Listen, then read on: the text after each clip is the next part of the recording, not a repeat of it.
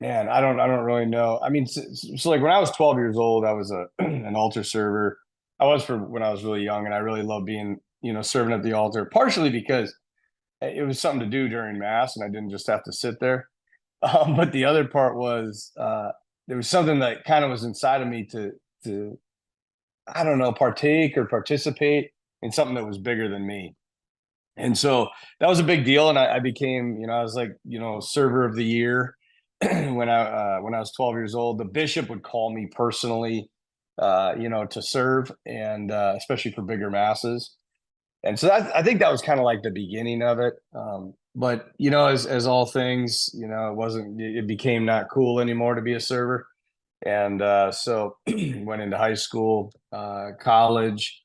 But I think the turning point was when I was in senior year. We took a trip to Rome, and honestly, I've always said this. The two reasons I wanted to be on this trip was number one, the drinking age was like 16, and number two, there were two girls that I desperately wanted to date that were going on this trip too, and I thought this would be some good quality time that I could spend with them.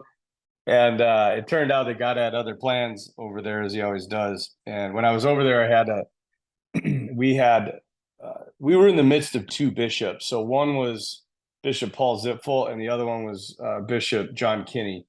And John Kinney had just been moved to St. Cloud, and Bishop Zipfel had just been appointed to Bismarck. And so they were both over in Rome for their ad limina visit, which is a visit every 5 years they have with the Pope.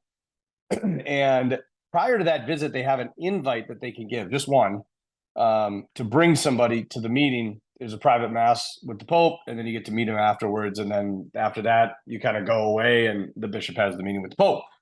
So when we were over there, usually it goes to the seminarians at the North American College. We didn't have any seminarians at the North American College at that point.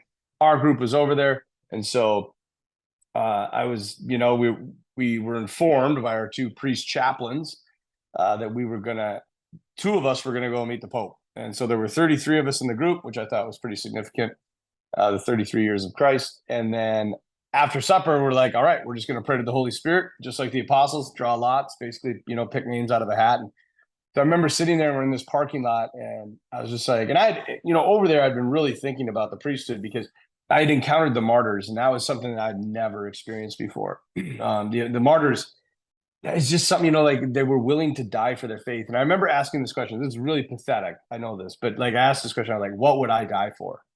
After seeing all these men and women who would die. And, and they were all types of ages. They were young, they were old, they were men, they were women, whatever. And I just came back with the answer. Nothing. I don't think I would die for anybody or anything, which was pretty crushing, when you come to that realization that you're an arrogant jerk, like, and so these things were building in me, and like seeing the effect that the church had in Western civilization and culture, and just seeing that, that, as I initially said, being part of something bigger than myself. Anyway, so I was sitting there and I was like, all right, I'm like kicking around this priesthood idea. And I was like, okay, well, God, if you want me to be a priest, pick my name out of the hat. And sure enough, my name was the second name picked out of the hat. There was the first name, it's kind of funny because once I said this prayer, I was like, oh no. I'm like, there's a 1 in 33 chance. Well, it's a 1 in what? 1 in 33 chance, and I'm going to get picked. And when the first name was picked, it was this girl that was in our group, and I was just like, oh, thank God. And my buddy's like, look at me like, what do you mean, thank God? I'm like, oh, thank God she got picked. Man, I hope I get picked. And then the second name was mine, and I just like, I remember like just kind of like sitting back on the hood of this car, and I was like, my life is over. Like I just forfeited my whole life in one moment. And all my buddies are like, oh my gosh, like you're gonna go meet John Paul II. You're gonna meet John Paul II, the saint of our times. And all I could think of is like I just gave up my life to God, and it's over, and life is gonna suck from here on out, and I'm gonna be miserable.